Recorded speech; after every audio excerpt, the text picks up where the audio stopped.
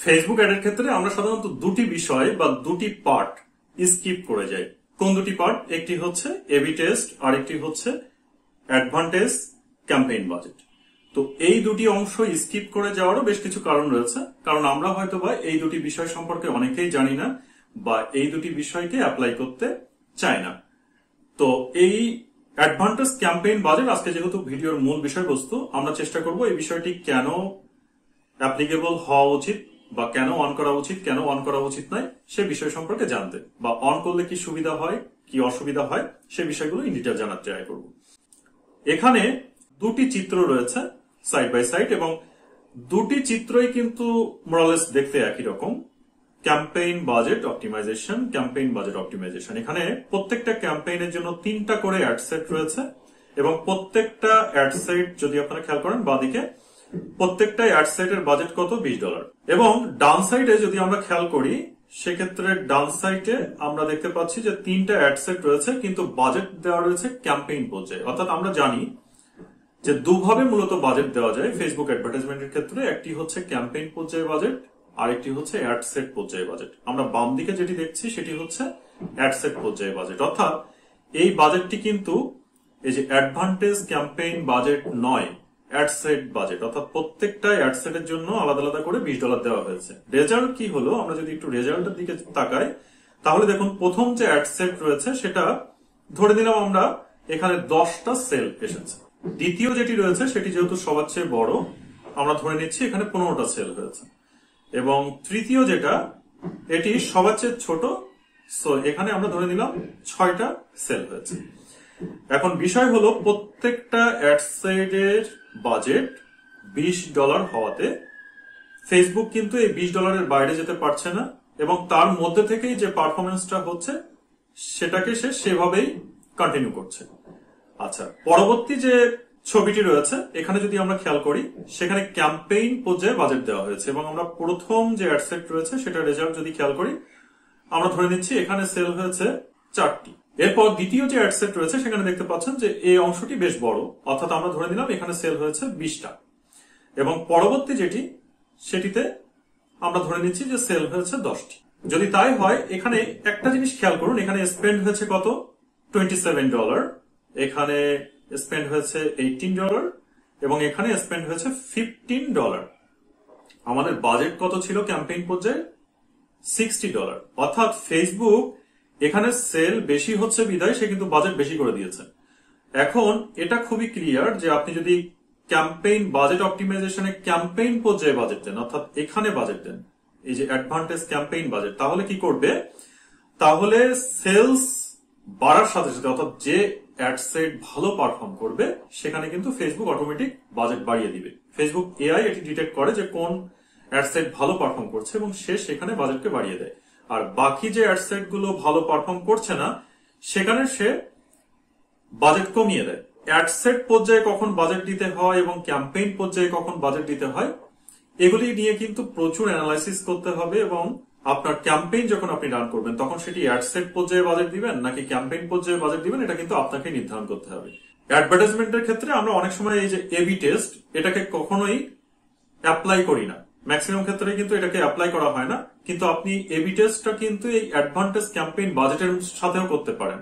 অর্থাৎ advantage campaign budget দিয়ে আপনি যদি অ্যাড রান করেন সেক্ষেত্রেও কিন্তু আপনার টেস্টিংটা হয়ে যায় যে কোন অ্যাড ভালো পারফর্ম করছে, কোন অ্যাড ভালো পারফর্ম করছে না। অ্যাড সেটের পারফরমেন্স দেখে আপনি কিন্তু পরবর্তীতে সিদ্ধান্ত নিতে পারেন। তো এবি টেস্ট কিন্তু এখানে আপনি অ্যাডভান্টেজ ক্যাম্পেইন বাজেটের মাধ্যমেও করতে পারেন। তো আমরা পরবর্তী যে ডায়াগ্রামটি রয়েছে এটির দিকে যদি একটু খেয়াল করি, এটিকে বলা হচ্ছে সিবিও, ক্যাম্পেইন স্ট্রাকচার সিবিও বা campaign budget optimisation. Campaign budget অপটিমাইজেশনের ক্ষেত্রে ক্যাম্পেইন পর্যায়ে বাজেট এখানে $50 দেওয়া হয়েছে, এবং অ্যাড সেট করা হয়েছে 5টি আপনারা দেখতে পাচ্ছেন, এবং 5টি অ্যাড সেটের মধ্যে প্রথম যে অ্যাড সেটটি রয়েছে সেখানে খরচ হয়েছে $5, দ্বিতীয়টিতে খরচ হয়েছে $25, তারপরেরটি $5, $10, $5। তার মানে আমরা দেখতে পাচ্ছি এবং বুঝতে পারছি এখন যে $25 যে অ্যাড সেটে স্পেন্ড করেছে ফেসবুক নিশ্চয়ই এই অ্যাড সেটটি ভালো পারফর্ম করছে, আর বাকিগুলো ভালো পারফরমেন্স করছে না বিধায় সেখানে কিন্তু খরচ কমিয়ে দিয়েছে।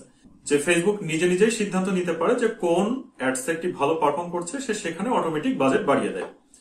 তাহলে অ্যাডসেট পর্যায়ে বাজেট দেওয়ার কি কোনো গুরুত্ব নেই? অবশ্যই গুরুত্ব আছে। কিছু কিছু ক্ষেত্রে কিন্তু অ্যাডসেট পর্যায়ে বাজেটটা দরকার রয়েছে। তো সেটি আপনাকে নির্ধারণ করতে হবে যে আপনি কেন অ্যাডসেট পর্যায়ে বাজেট দিবেন, কেন ক্যাম্পেইন পর্যায়ে বাজেট দিবেন।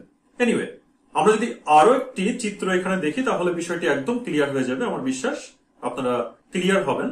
এখানে বলছে যে অ্যাডসেট বাজেট অপটিমাইজেশন এবিও। আচ্ছা, অ্যালোকেট করেছে কোথায় বাজেট? যেখানে পারফরমেন্স ভালো করেছে সেখানে? অবশ্যই নয়। এখানে যে 3টি অ্যাডসেট রয়েছে সবখানেই কিন্তু সে অ্যালোকেট করেছে কত ডলার করে? $500 করে। এবং আমরা দেখতে পাচ্ছি পারফর্মিং ওয়েল শুধুমাত্র অ্যাডসেট 1 করেছে, ad set 2 not performing, ad set 3 not performing. আমরা যদি সেকেন্ড যে ক্যাম্পেইন সেটা একটু দেখি, ক্যাম্পেইন বাজেট অপটিমাইজেশন সিবিও। এখানে দেখুন বাজেট প্রথম, অর্থাৎ সিবিও মানে কি? ক্যাম্পেইন পর্যায়ে বাজেট দেওয়া হয়েছে কত? $1500। $1500 3টা অ্যাডসেট এখানে রয়েছে। প্রথম যে অ্যাডসেট সেখানে কিন্তু সে $1500 স্পেন্ড করে ফেলেছে। কারণ কি? পারফরমেন্স ভালো করছে, এখানে পারফর্মিং ওয়েল বলছে। আর সেকেন্ড যে অ্যাডসেট রয়েছে সেখানে কিন্তু নট পারফর্মিং বলছে এবং এখানে স্পেন্ড হয়েছে $0। থার্ড, এখানেও কিন্তু স্পেন্ড হয়েছে $0 এবং আমরা দেখতে পাচ্ছি এখানে নট পারফর্মিং বলছে, অর্থাৎ এই অ্যাডসেটটি পারফর্ম করছে না, যে কারণে একটি অ্যাডসেটেই টোটাল ক্যাম্পেইন বাজেটটা নিয়ে নিয়েছে। তো আমরা যদি একটু প্র্যাকটিক্যালি দেখার ট্রাই করি, সেক্ষেত্রে আমি এখন একটি অ্যাড অ্যাকাউন্টে রয়েছি এবং এখান থেকে আমি চলে যাব ক্রিয়েট, এখানে দেন এঙ্গেজমেন্ট অ্যাড অবজেক্টিভ সিলেক্ট করলাম। করার পর এখানে ম্যানুয়াল এঙ্গেজমেন্ট ক্যাম্পেইন আমরা করব। সো ম্যানুয়াল সিলেক্ট করে কন্টিনিউ প্রেস করলাম। ওকে, এখন যদি একটু স্ক্রল করে নিচে আসি, সাধারণত এই দুটি অংশ আমরা বাদ রেখে যাই। তো অ্যাডভান্টেজ ক্যাম্পেইন বাজেট, এটিকে আমরা অন করে দিব। এখন অন করার ফলে আমরা যে সুবিধা পাবো, আমরা কিন্তু এখন ক্যাম্পেইন পর্যায়ে বাজেট দিতে পারবো। তো এখানে ডেইলি বাজেট এবং লাইফ টাইম বাজেট, দুই ধরনের বাজেট আপনি দিতে পারবেন। আমি ডেইলি বাজেটে রাখছি এবং এখানে $20 আছে, আমি $50 করে দিব। এখানে ক্যাম্পেইন পর্যায়ে বাজেট দেওয়ার ফলে আমি এখন যতগুলো অ্যাডসেট তৈরি করবো সেই অ্যাডসেট গুলোর মধ্যে পারফরমেন্স অনুসারে এই বাজেটটি ডিস্ট্রিবিউট হয়ে যাবে, আর সেটা ফেসবুক অটোমেটিক ভাবেই করবে। তো এনিওয়ে, আমরা বুঝলাম ক্যাম্পেইন পর্যায়ে বাজেট কিভাবে কাজ করে। এটিকে জাস্ট অফ করে দিচ্ছি। এখন এখান থেকে নেক্সট বাটনে ক্লিক করব। এখন আমরা দেখবো যে অ্যাডসেট পর্যায়ে বাজেট সেটি কিভাবে রেডি করতে হয়। তো আমরা স্ক্রল করে নিচে আসছি, এখানে দেখতে পাচ্ছেন অ্যাডসেট পর্যায়ে বাজেট। এখানে অলরেডি ডেইলি বাজেট $5 দেওয়া আছে। আপনি চাইলে এখানে লাইফ টাইম বাজেটও দিতে পারবেন। আমার ক্ষেত্রে আমি ডেইলি বাজেট $50 দিচ্ছি, যেহেতু আমি ক্যাম্পেইন পর্যায়ে $50 দিয়েছি। এখানে জাস্ট আপনাদেরকে দেখানোর জন্য $50 দিচ্ছি। এখন অ্যাডসেট থেকে আমি 3 ডটে ক্লিক করবো এবং এটিকে ডুপ্লিকেট করে আমরা 3টা অ্যাডসেট বানাবো। তো আমি এটিকে ডুপ্লিকেট করে নিচ্ছি এবং এখানে 2 লিখে দিচ্ছি, তাহলে আমরা 3টা অ্যাডসেট পাবো। এখান থেকে ডুপ্লিকেট বাটনে ক্লিক করছি। তো দেখতে পাচ্ছেন আমরা কিন্তু এখন 3টা অ্যাডসেট পেয়েছি। এখানে প্রত্যেকটা অ্যাডসেটে যদি আমরা ক্লিক করি, সেক্ষেত্রে আপনারা দেখতে পাচ্ছেন যে প্রত্যেকটা অ্যাডসেটে কিন্তু আমরা বাজেট কত করে দিলাম? $50 করে। অর্থাৎ এখানে 3টা অ্যাডসেটের জন্য $150 বাজেট দেওয়া হলো। প্রত্যেকটাই সেম। এখন আপনার প্রোডাক্ট যদি একটি হয়, আপনি ক্যাম্পেইন যদি একটি করেন, অ্যাডসেট একটি করেন, সেক্ষেত্রে কিন্তু আপনার অ্যাডভান্টেজ ক্যাম্পেইন বাজেট অন করার কোনো প্রয়োজন নেই। কিন্তু আপনি যদি টেস্ট করতে চান মাল্টিপল অ্যাডসেট তৈরি করে, তখন কিন্তু আপনি ক্যাম্পেইন পর্যায়ে বাজেট দিতে পারেন, বা আপনার মাল্টিপল প্রোডাক্ট থাকে। আমরা একটি ওয়েবসাইট ভিজিট করি, তাহলে বিষয়টি হয়তো আরো একটু ক্লিয়ার করে বোঝানো যাবে। এখানে আপনারা ওয়েবসাইটে দেখতে পাচ্ছেন এখানে অনেকগুলো ক্যাটাগরি রয়েছে। এই ক্যাটাগরিগুলোর মধ্যে আমি যদি 3টা ক্যাটাগরিতে, অর্থাৎ 3টা আলাদা আলাদা ক্যাটাগরিতে অ্যাড ডান করি, 3টা আলাদা ভিডিও দিয়ে বা 3টা আলাদা ইমেজ দিয়ে, সেক্ষেত্রে কিন্তু আমাকে ক্যাম্পেইন পর্যায়ে বাজেট অন করতে হতে পারে, অথবা আমার অ্যাডসেট পর্যায়ে বাজেট দিতে হতে পারে। বাট আমি যদি একটি ক্যাম্পেইন রান করি বা আমার একটি মাত্র অ্যাড কপি থাকে, সেক্ষেত্রে কিন্তু আমার ক্যাম্পেইন পর্যায়ে বাজেট দেওয়ার কোনো দরকার নেই, বা আমার অ্যাডসেট পর্যায়ে বাজেট দেওয়ার দরকার নেই। তো এটা ডিপেন্ড করছে যে আপনার আসলে অ্যাড অবজেক্টিভ কি, আপনার গোল কি, আপনি কিভাবে টার্গেট করছেন, এগুলোর উপরে ডিপেন্ড করছে। এখন কথা হচ্ছে যে আপনাকে কেন টেস্ট করতে হবে, যে আপনি অ্যাডসেট পর্যায়ে বাজেট দিবেন নাকি ক্যাম্পেইন পর্যায়ে বাজেট দিবেন।